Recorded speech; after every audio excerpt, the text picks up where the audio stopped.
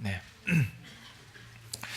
네, 우리가 주일날마다 이렇게 주님 앞에 예배를 드리러 와서 이렇게 앞서서 우리 찬양팀의 아주 은혜로운 찬양과 또 우리 찬양대의 참 귀한 찬양을 들으면서 이미 앞서서 우리의 마음을 정말 하나님의 말씀을 받도록 그렇게 가다듬지 않나 생각합니다. 우리에게 참 은혜가 되어서 굳이 또 이렇게 설교의 말씀을 들을 필요가 있을까, 이런 생각을 여러분 하실지 모르겠지만, 우리의 말씀을 또 귀 기울여 듣는 것이 우리에게 분명히 유익이고 또 꼭 필요한 줄로 압니다.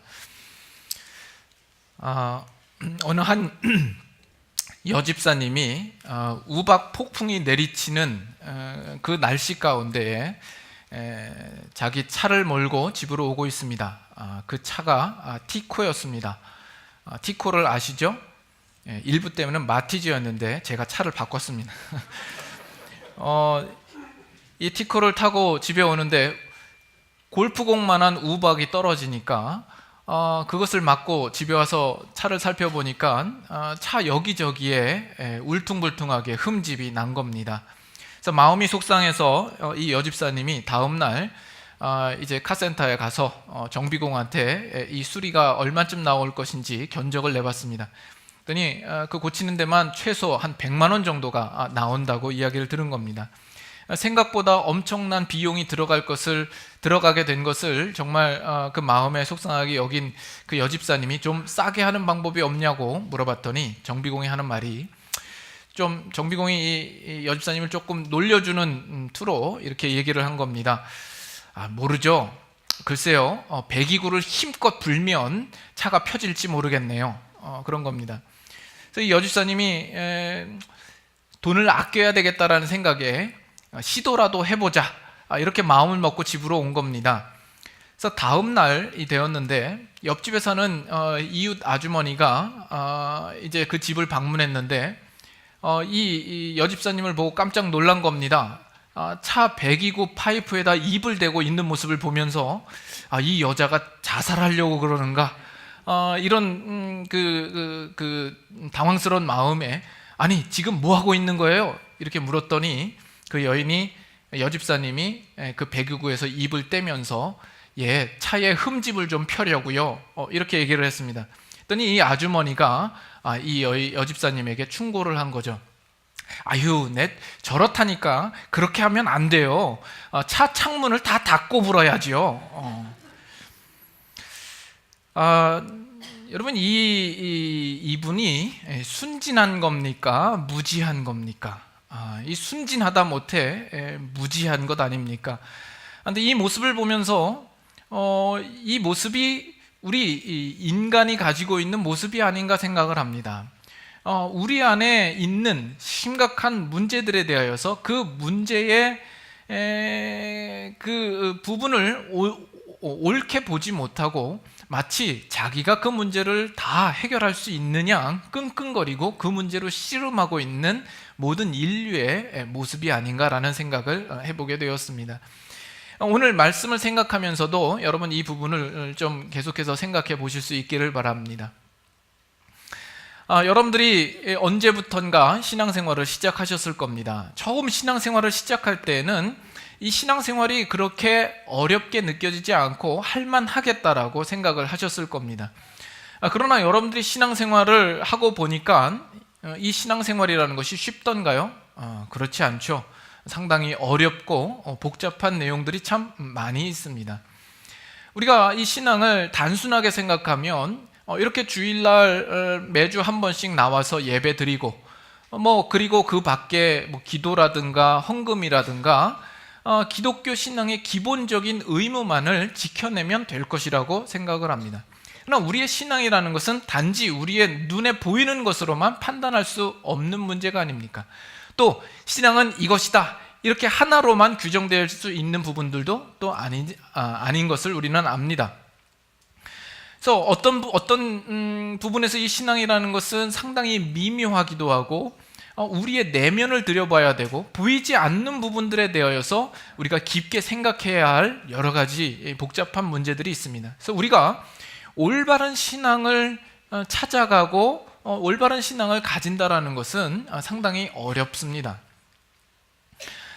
사실 이렇게 주일날 되어서 이렇게 나와서 같이 예배 드리는 우리 신자들의 삶을 보면 어떻게 보면 다 비슷비슷해 보입니다. 이렇게 주일날 나와서 경건한 모습으로 그럴듯한 표정을 가지고 다들 거룩하게 예배를 드리고 그럴듯한 신앙인의 모습을 가지고 있습니다.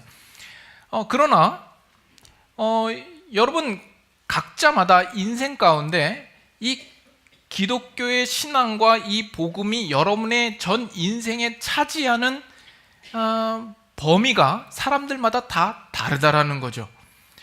사람들마다 자기가 신앙에 대하여서 그것을 할애하는 어떤 마지노선이 있는 것 같습니다. 그래서 나름대로 어떤 범위를 정하고 그 범위 이상을 넘어가지 않기로 스스로 각자마다 마음에 정하고 있는 것들이 있다라는 것이죠. 여러분들의 신앙은 어떻습니까? 여러분의 인생을 놓고 볼 때 이 기독교의 복음과 이 신앙이라는 부분이 여러분의 인생에 있어서 어느 만큼 영향력을 미치고 있고 어느 만큼 연관이 되어 있습니까? 여러분의 인생에서 얼마만큼 내어드릴 수 있는 부분이 신앙입니까? 오늘 이 본문 속에서 빌라도라는 이 사람을 우리가 살펴볼 텐데, 이 빌라도라는 인물을 통하여서 우리 인간 전체의 모습과 또 우리 각자의 모습을 이 시간 한번 돌아볼 수 있기를 바랍니다. 오늘 본문에는 이 빌라도가 예수님을 신문하는 내용이 나옵니다. 여러분, 이 빌라도는 어떤 인물인가요? 우리가 좀 전에 사도신경을 고백했습니다. 이 사도신경 안에도 빌라도라는 자의 이름이 등장을 하죠. 본디오 빌라도에게 고난을 받으사 십자가에 못 박혀 죽으시고 이렇게 나오죠. 사실 이 예수님을 십자가에 못 박게 한 장본인들은 이 빌라도 외에도 많이 있잖아요. 우리가 지난 시간까지 살펴본 대로 유대 종교 지도자들 가운데 가야바도 있고 또는 안나스도 있고 또 뭐 서기관이나 장로들도 있음에도 불구하고 사도신경에는 오로지 본디오 빌라도라는 이름만 들어가 있어서 그가 모든 책임을 이렇게 뒤집어 쓴 것 같은 그런 느낌이 있습니다.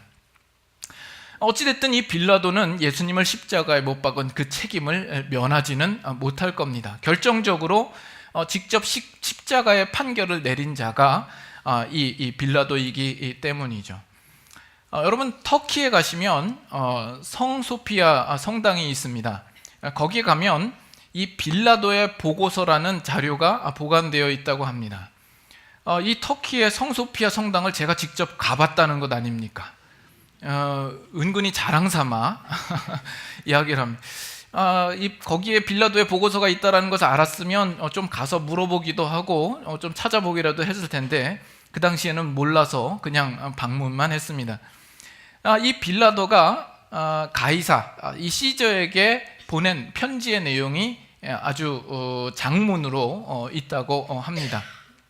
그것이 정말 이 빌라도가 쓴 것인지 아니면 후대에 만들어진 것인지는 모르지만 거기에 나오는 이 빌라도의 고백들을 보면 이 성경에 나와 있는 내용과 상당히 연관성이 있고 흡사합니다.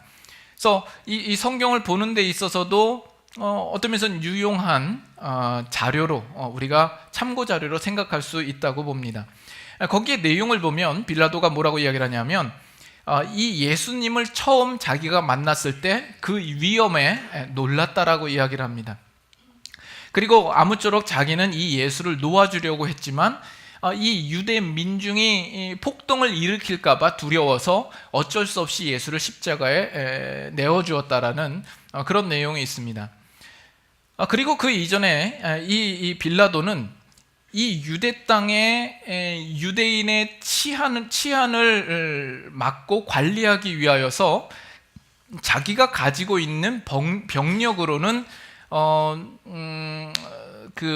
너무 작아서 하소연하는 그런 내용도 있습니다. 그래서 이 유대인의 반란을 막기 위하여서 인근에 있는 다른 총독에게 군력을 보충해 줄 것을 요청을 합니다. 그러나 그들이 거절을 하게 되죠. 그 당시에 이 총독은 로마 제국의 고위 관리직이고 그래서 정치적인 경쟁심들이 총독 간에 있었다고 합니다. 그래서 서로 상호 협력적이지 않았다라고 이야기를 합니다. 그래서인지 이 빌라도는 이 유대 땅에서 어떤 판결을 내릴 때에 자기의 소신 있게 자기 소신대로 판결을 내리지 않고 이 유대인들이 소원하고 바라는 대로 끌려가는 그런 입장에 있었다고 봅니다. 또 이 빌라도는 밀정을 파견해서 예수님의 일거수일투족을 보고를 받았다라는 내용이 나옵니다. 예수라는 자가 많은 사람의 지지를 얻고 군중을 이끌고 다니는 것을 볼 때 유대 총독으로서 이 예수라는 자가 정치적인 위협 인물이 되지는 않을까, 이런 염려를 충분히 할 수 있었다고 봅니다. 이런 배경을 우리가 생각을 하면서 오늘 이 본문을 좀 생각해 보기를 원합니다. 이 빌라도가 예수님과 신문하는 그 내용의 구체적인 의미들을 우리가 좀 생각해 보기를 원합니다. 자, 한번 보시죠. 자, 18장 33절에 이 빌라도가 예수님에게 처음 하는 질문이 뭡니까? 내가 유대인의 왕이냐 하는 겁니다. 이 빌라도가 그 전에 예수를 알았다면 이 예수에 대하여서 가지는 두 가지 커다란 의혹이 있을 수 있습니다. 첫째는 얼마 전에 이 예수라는 자가 이 예루살렘에 들어올 때 예루살렘 거민들이 나아가서 환영하며 맞이한 적이 있죠. 호산나 찬송하리로다 다윗의 자손으로 오시는 이요. 그래서 열렬히 예수를 환영하는 것을 봅니다. 그것을 이 빌라도가 알았을 때에 정말 이 예수라는 자가 이 로마 제국에 대항하여서 어떤 그 반란을 일으킬 만한 지도자인가 하는 이 정치적인 의혹을 가질 수 있었던 겁니다. 또 다른 의혹은 이 예수라는 자가 오병이어로 5,000명을 먹이기도 하고 38년 된 병자를 고치기도 하고 물 위를 걷기도 하고 또 죽은 나사로를 살리는 것을 알았을 때 이렇게 능력을 행하고 위대한 자가 어떻게 이런 험한 꼴이 되었을까 하는 어떤 종교적인 호기심이 이 빌라도의 마음을 발동시켰을 수도 있겠다라고 보는 겁니다. 그래서 이 정치적인 의혹과 어떤 종교적인 호기심이 한데 어우러져서 이 질문이 나왔다라고 우리가 생각할 수 있습니다. 내가 유대인의 왕이냐 하는 것이죠. 거기에 대해서 예수님이 뭐라고 답하십니까? 이는 내가 스스로 하는 말이냐 다른 사람들이 나에 대하여 내게 한 말이냐. 만약에 빌라도가 스스로 한 말이냐라고 이해를 한다면 이 빌라도가 자신의 관심대로 어떤 예수님에게 어떤 정치적인 로마를 대항하여서 정치적인 반란을 일으킬 어떤 왕으로서 묻고 있는 질문이 되겠죠. 그리고 다른 사람에게 대하여 사람들이 나에 대하여서 내게 한 말이냐 했을 때에는 이 유대인들이 예수님을 넘기지 않았습니까? 그 유대인들이 말하는 것처럼 이스라엘에 오실 메시아로서의 왕으로 네가 묻고 있는 질문이냐, 이렇게 물을 수 있는 것이죠. 이런 예수님의 대답에 대하여서 이 빌라도는 자신의 입장을 분명하게 구분짓는 대답을 합니다. 뭐라고 이야기를 하죠? 35절에 내가 유대인이냐라는 겁니다. 내가 유대인이냐? 나는 지금 너에게 묻고 있는 것이 이 세상에서 정치적인 책임과 사회적인 지위에 대하여서 너에게 묻고 있는 것이지 결코 종교적이거나 유대인의 신앙적 관점에서 내게 묻고 있는 것이 아니다라고 분명하게 말하고 있는 겁니다. 그러면서 계속 신문을 이어갑니다. 35절 하반절에 내 나라 사람과 대제사장들이 너를 내게 넘겼으니 내가 무엇을 하였느냐 묻죠. 예수님께서 대답합니다. 예수님의 대답 가운데 내 나라라는 단어를 세 번이나 사용하는 것을 봅니다. 내 나라는 이 세상에 속한 것이 아니니라. 만일 내 나라가 이 세상에 속한 것이었더라면 내 종들이 싸워 나로 유대인들에게 넘겨지지 않게 하였으리라. 이제 내 나라는 여기에 속한 것이 아니니라. 예수님의 이 말은 어쩌면 이 빌라도의 마음을 다시금 긴장하게 만들 만한 요소가 될 수 있다라고 봅니다. 왜냐하면 예수님께서 내 나라에 대하여서 말씀하고 있고 내 종들이 싸워 유대인들에게 넘겨지지 않겠다라고 말한 겁니다. 그래서 이 빌라도가 생각하기를 예수님을 따르던 12 제자 외에 이 예수가 숨겨놓은 또 다른 종이나 군사들이 있었던 것은 아닌가, 또 이 예수라는 자가 자기의 나라를 세우려고 하는 어떤 야망을 가진 것이 아닌가라고 생각할 수 있겠죠. 그래서 그 다음 질문은 빌라도가 다시 한번 확인하는 질문을 하게 됩니다. 37절에 그러면 내가 왕이 아니냐, 다시 한번 예수님을 보고 내가 왕이 아니냐라고 묻고 있는 거예요. 그 전에 유대인의 왕이냐라고 물었던 거에 이어서 내가 왕이 아니냐 이렇게 묻는 겁니다.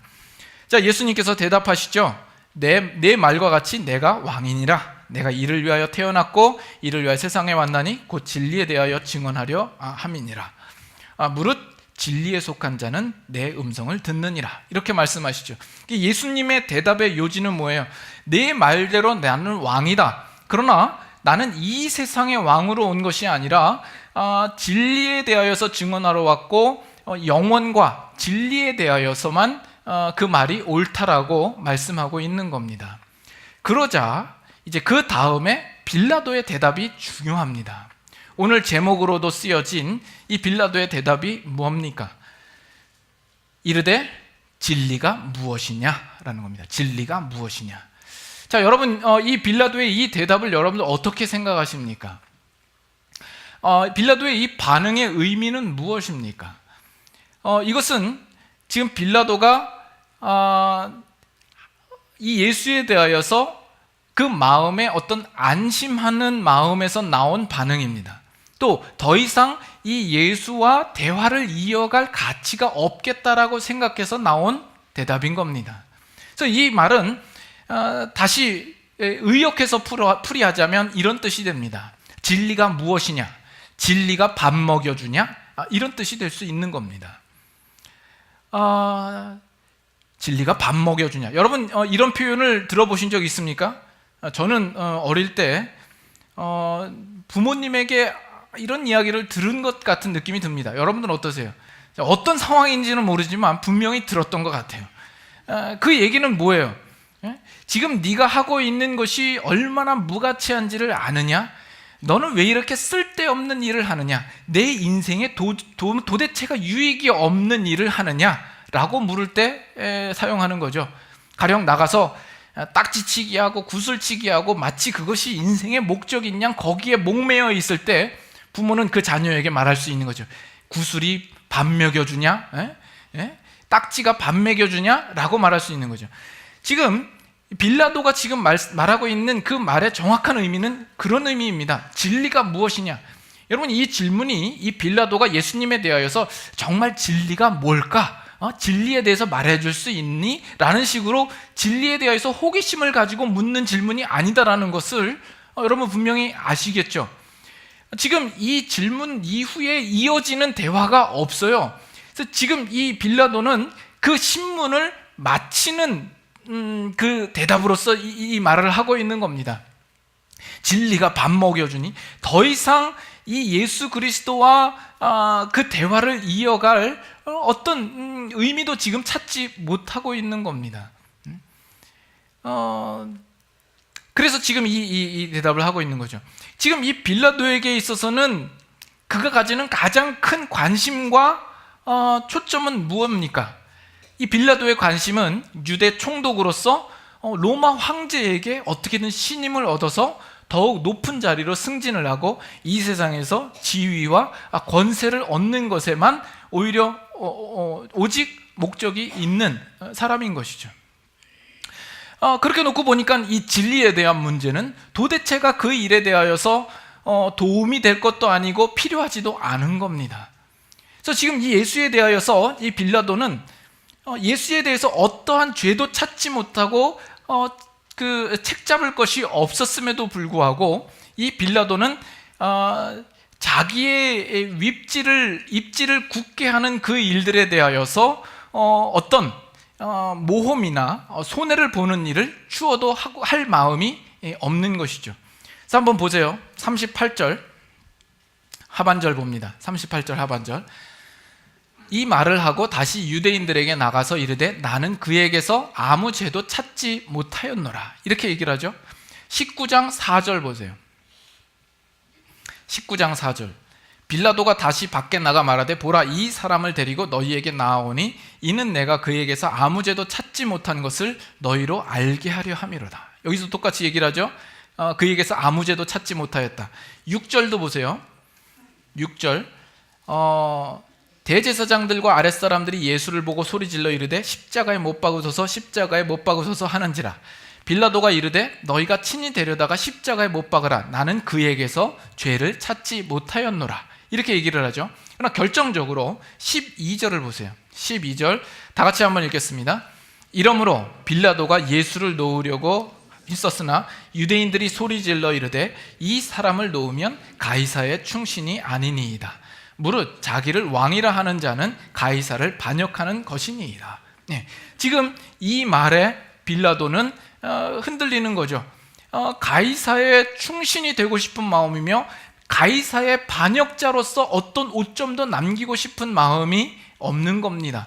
이 예수를 풀어줌으로 말미암아 어떤 자신의 정치 생명에 위기를 가하는 일이 없기를 바라는 것이죠.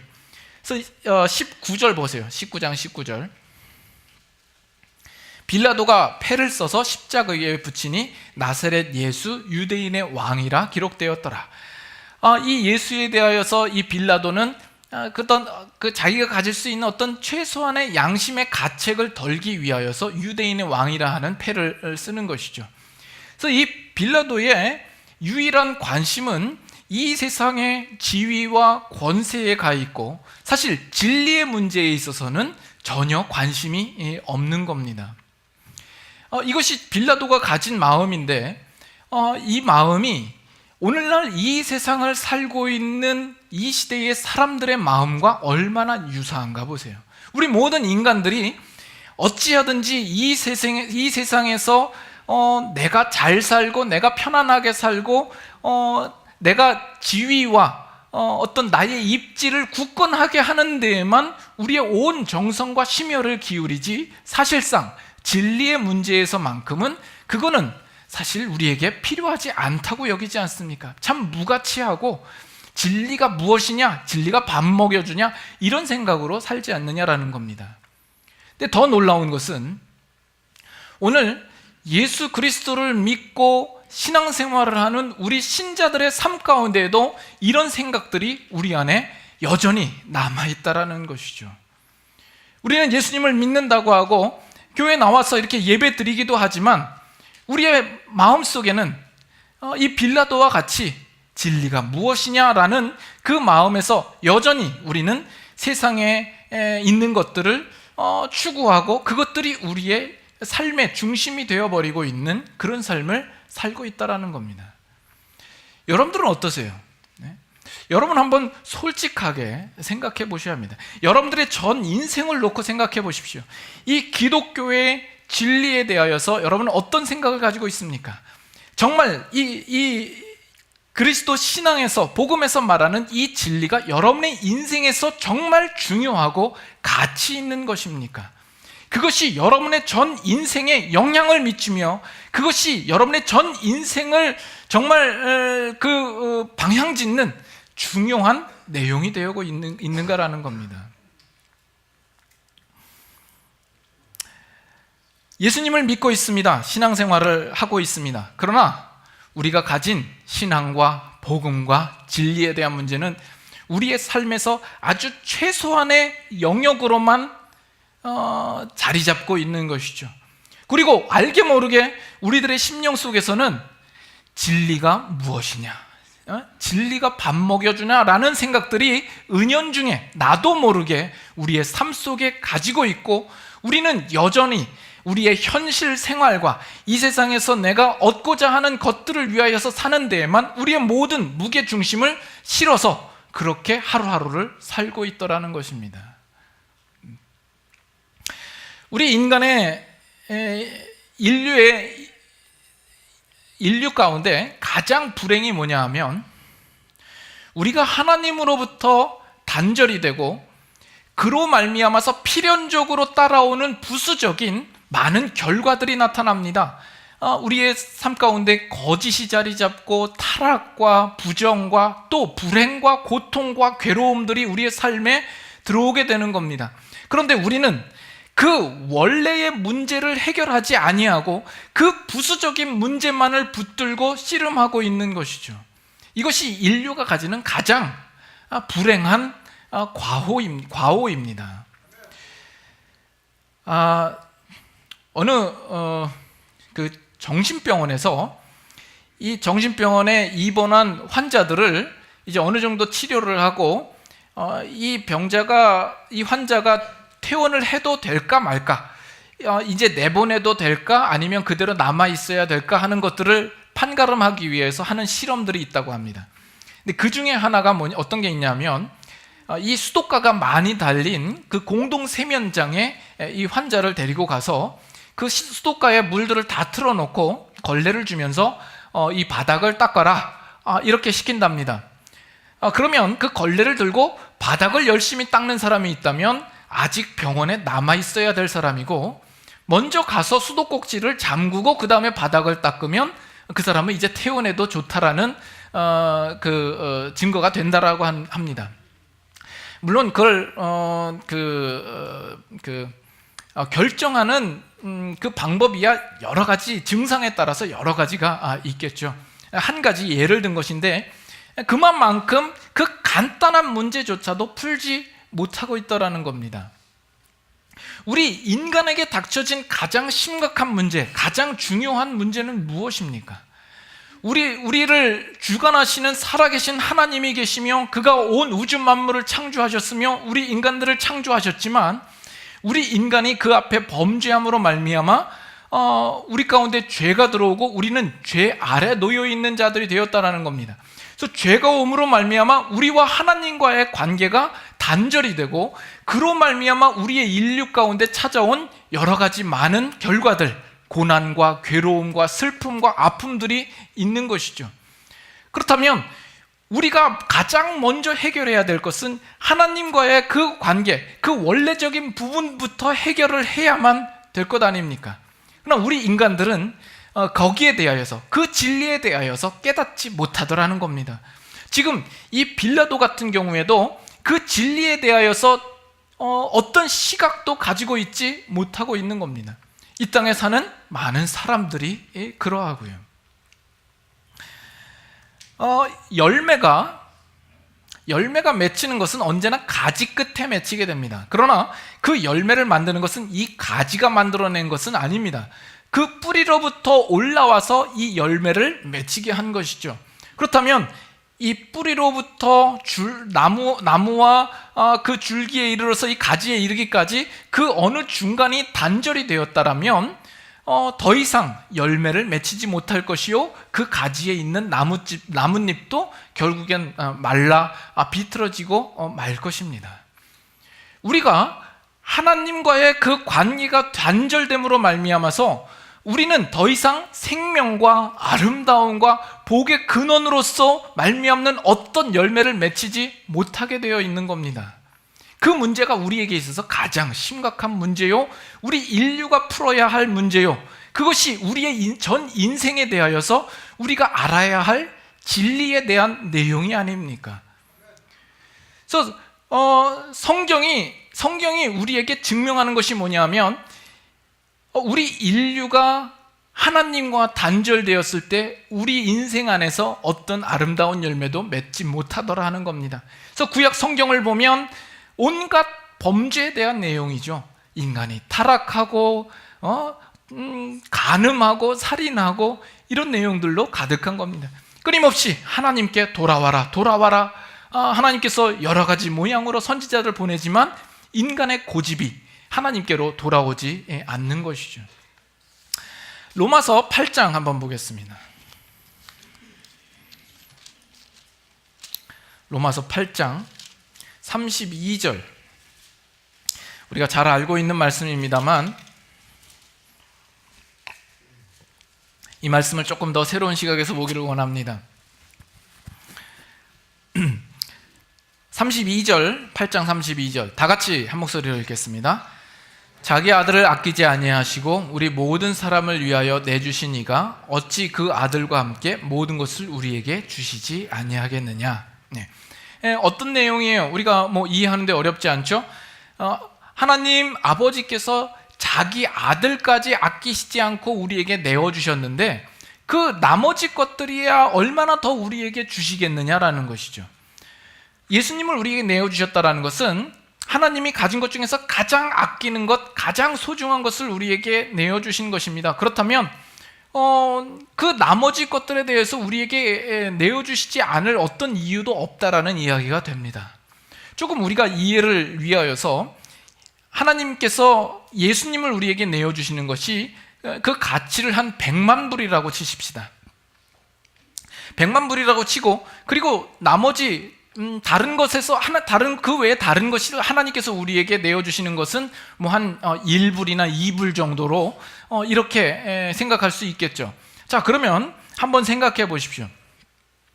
하나님께서 우리를 위하여서 일을 하셔야 된다고 할 때 하나님께서 우리를 위하여서 어떤 그 값을 지불해야 할 것이 있다고 한다면 하나님이 100만 불을 우리를 위하여서 페이하시는 것이 쉽겠어요? 아니면 1, 2불을 우리에게 페이하시는 것이 쉽겠어요? 몰라서 답하는 건 아닐 거죠, 그죠?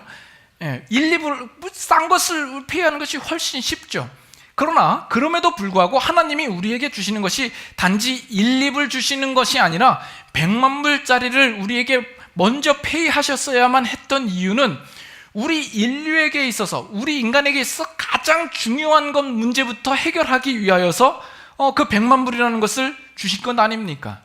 그렇죠. 그것은 우리에게 있어서 가장 중요하기 때문에 하나님께서 하신 것입니다. 다른 부분들은 좀 뒤로 밀어놓고 또 손해를 보는 한이 있더라도 이 문제만큼은 하나님께서 꼭 해결해야 되겠다라는 것이죠. 그래서 아들을 주신 겁니다. 뭐 하려고? 우리를 죄로부터 구원하시려고, 우리의 죄 아래에 속박되어 있던 자리에서 우리를 자유케 하시려고 지금 하나님께서는 그 예수님을 우리에게 아끼지 않고 내어주셨다라는 의미가 되지 않습니까? 그래서 하나님께서 우리 인류를 보실 때 우리에게 가장 중요한 문제는 하나님과의 관계가 화목되는 것이었습니다.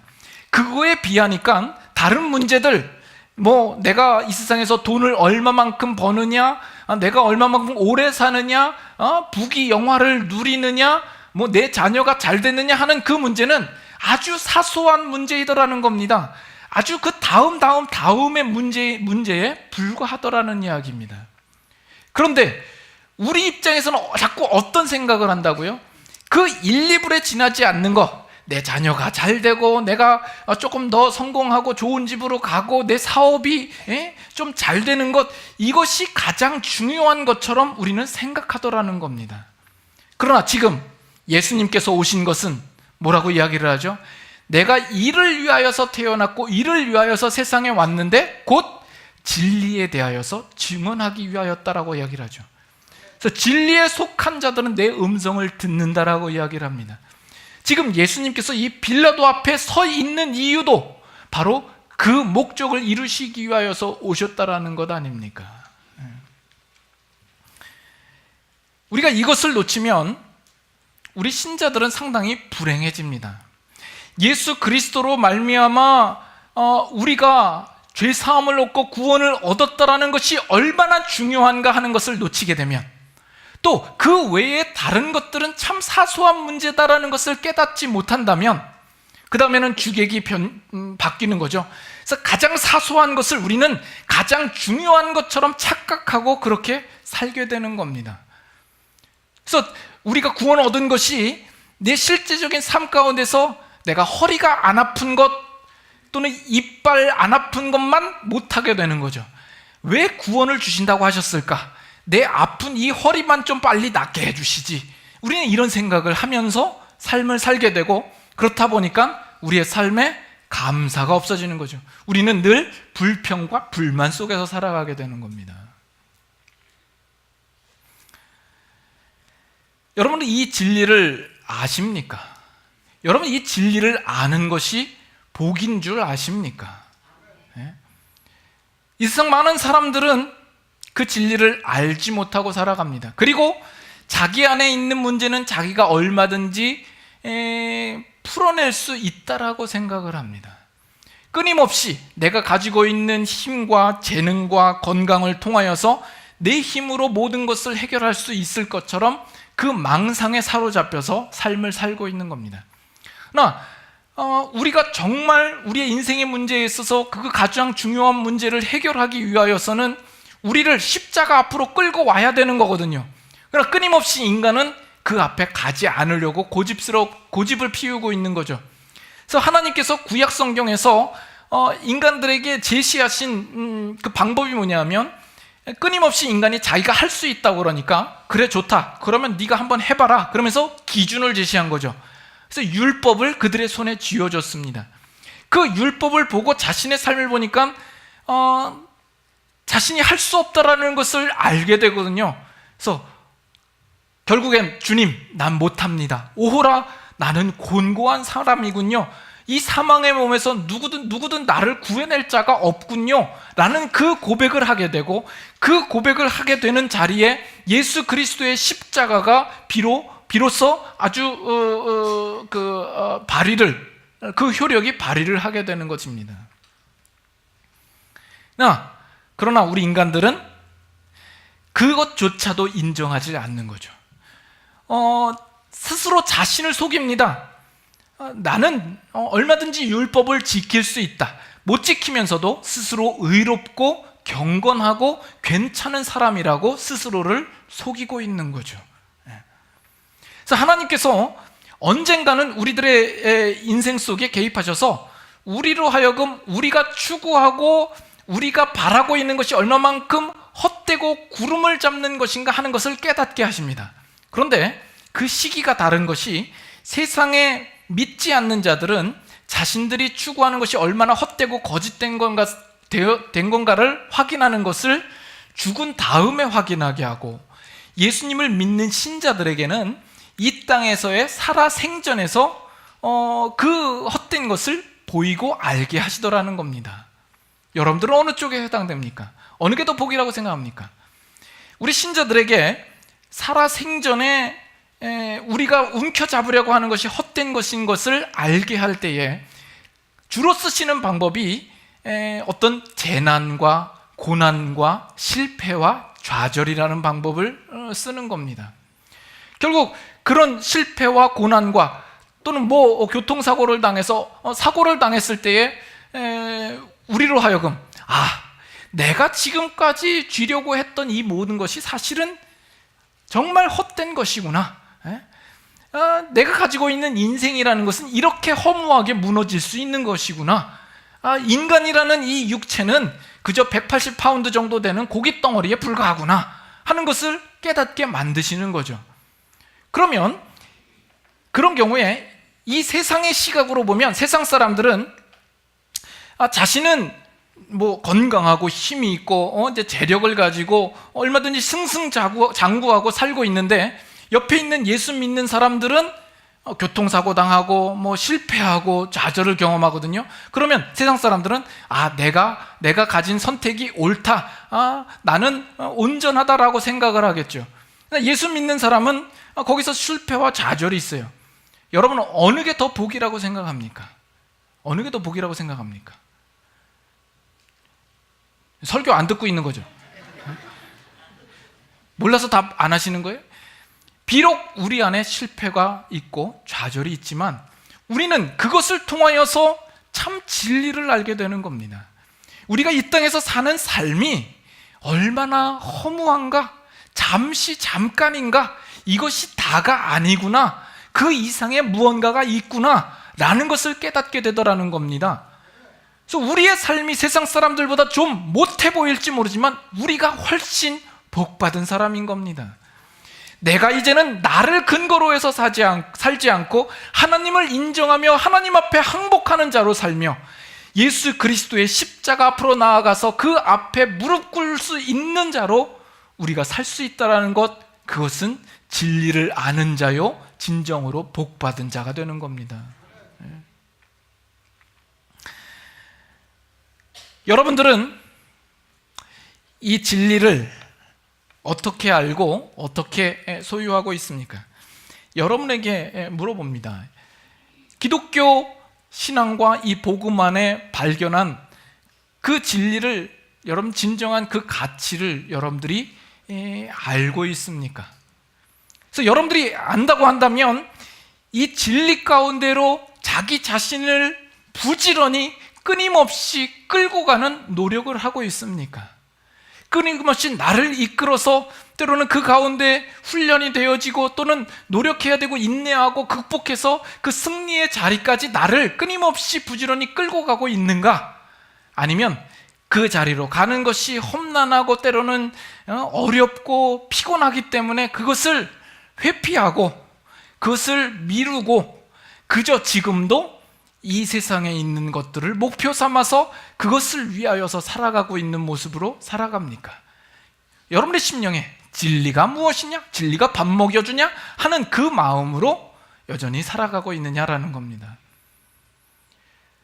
그 일례 중에 우리가 종종 한간에 늘 나오는 이야기가 있죠. 신앙생활을 하는 이제 막 교회에 막 새로 온 새신자들이나 초신자들에게 조언이랍시고 한다는 이야기가, 교회는 깊게 들어가지 마, 골치 아파, 그냥 모르는 게 나아. 여러분 이거 어떻게 생각하세요? 이게 제대로 된 이야기라고 생각하십니까? 이건 꼭 무슨 얘기냐면 이런 거랑 똑같습니다. 야, 공부하지 마. 공부를 하면 고달퍼. 그것처럼 골치 아픈 게 어딨어? 그냥 관두면 속 편해. 이게 맞는 얘기입니까? 여러분의 자녀가 여러분에게 하는 이야기가, 아유, 대학 가면 골치 아파. 대학을 왜 가? 등록금 내야 되고 그냥 난 대학 안 갈래. 그게 부모님께 효도하는 거지 라고 이야기를 하면 여러분 자녀에게 뭐라고 그러시겠습니까? 이런 왼수 같은 놈이 있나? 그럼에도 불구하고 우리는 그 얘기를 교회 안에서 떳떳하게 하고 있고 마치 그것이 설득력 있는 이야기처럼 되어지고 있다는 겁니다. 우리는 지금 이 순간도 진리에 대하여서 별로 관심이 없어요. 그저 나 편하게 살고 그냥 피곤하지 않게 편하게 사는 것이 우리의 목적이 되어 있어요. 그러면서 뭐 하자고요? 그냥 신앙은 교회에 나와서 예배 드리고 그냥 찬양하고 그냥 헌금 떼먹지 않고 내는 거. 그래서 나는 헌금 냈다? 이것으로 자기 자신의 어떤 신앙의 최소한의 양심을 마비시키고 싶은 마음뿐이죠. 나는 치사하게 하나님께 드려야 될 돈 떼먹지 않았다고. 하나님이 그지입니까? 하나님이 여러분들에게 돈 못 받아내서 안달이 나신 분입니까? 그것이 중요한 문제가 아니지 않습니까? 우리는 어쩌면 아직도 우리의 모든 인생의 삶 가운데 이 기독교의 진리가 가장 큰 이슈가 되어 있지 않은지도 모릅니다. 우리는 어쩌면 빌라도와 같은 모습일지 모릅니다. 우리의 마음 가운데 끊임없이 진리가 무엇이냐? 진리가 밥 먹여주냐? 이것으로 우리는 모든 대화를 끝내고 있는 것인지도 모릅니다. 그러나 예수님께서 말씀하시죠. 내가 이를 위하여서 태어났고 이를 위하여서 세상에 왔으니 곧 진리에 대하여서 증언하려 함이라. 진리에 속한 자는 내 음성을 듣느니라고 이야기를 합니다. 여러분의 신앙 가운데서 그 진리를 알고 진리 가운데 속한 예수 그리스도의 그 하나님 나라의 백성들이 다 되실 수 있기를 바랍니다.